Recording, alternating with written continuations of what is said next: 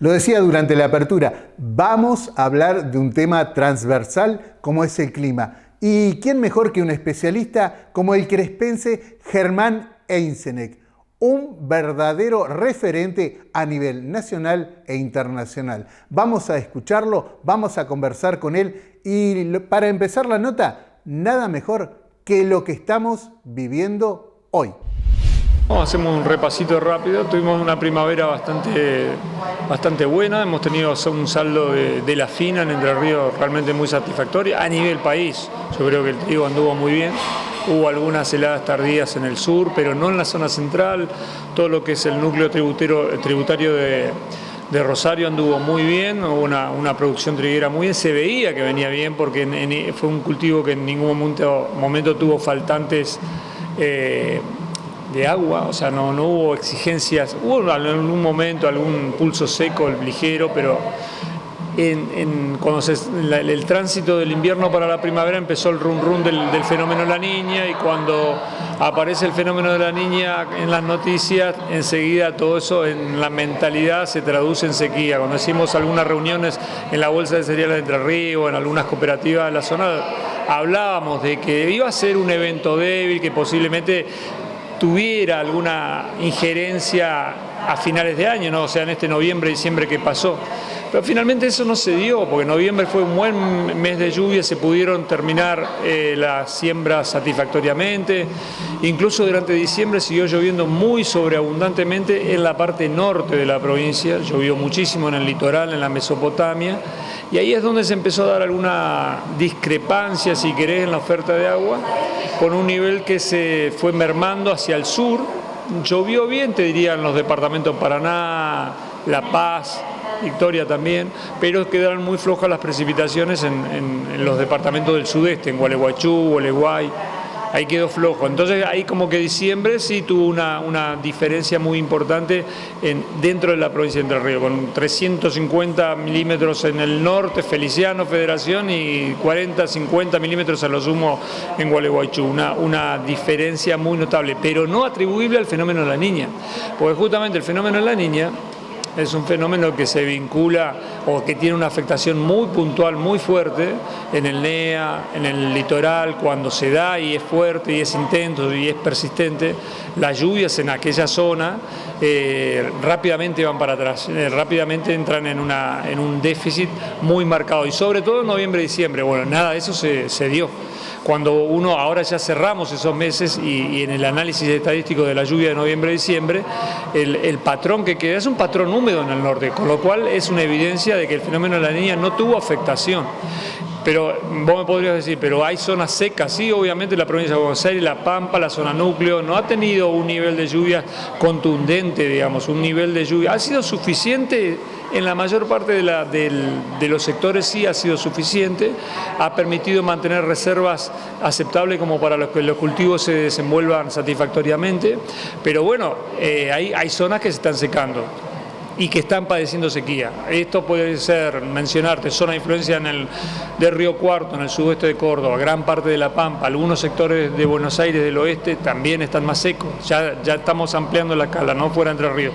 Lo que sucede en el sudeste entrerriano sucede en otros sectores, pero así, muy desanclado, muy desconectado, ¿no? Sectores aleatorios donde aparecen situaciones de mayor sequía. Entonces eso no es atribuible a la Niña. ¿En qué sentido lo digo? El fenómeno de la Niña tiene un impacto generalizado, homogéneo. Así que por ese lado nos podemos despreocupar que lo que resta de la campaña ya no va a ser afectado por el fenómeno de la Niña. Podemos tener situaciones complejas en el sentido de que te faltan 15 días de lluvia en un momento en que el cultivo te demanda y no te importa si esa falta de lluvia viene provocada por la Niña, por la escala regional y ese tecnicismo del cual estoy hablando.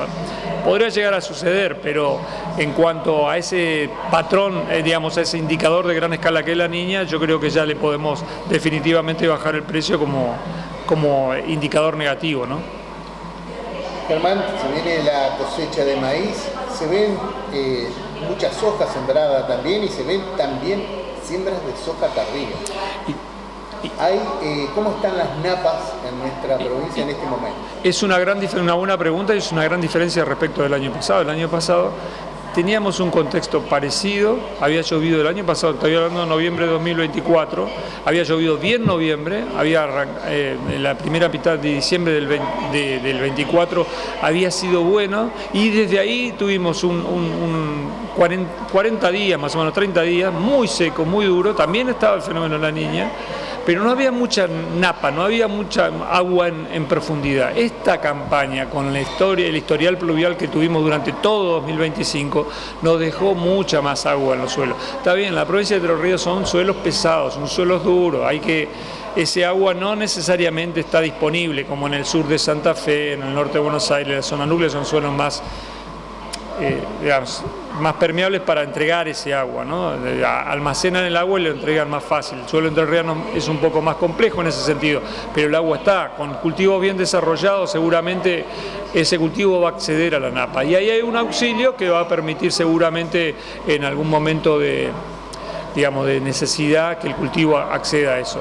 Así que yo soy optimista, no quiere decir que no tengamos que pasar algún momento de zozobra en estos 15, 20 días de enero. Yo creo que estamos transitando el momento más duro de la campaña. Ahora, a cortísimo plazo, entre el 8 y el 10 podemos tener algún evento, y ese es diría que es el primer mojón de la campaña en cuanto a los pasos que hay que dar para llegar al término de la campaña, no pasos meteorológicos, digo, ¿no?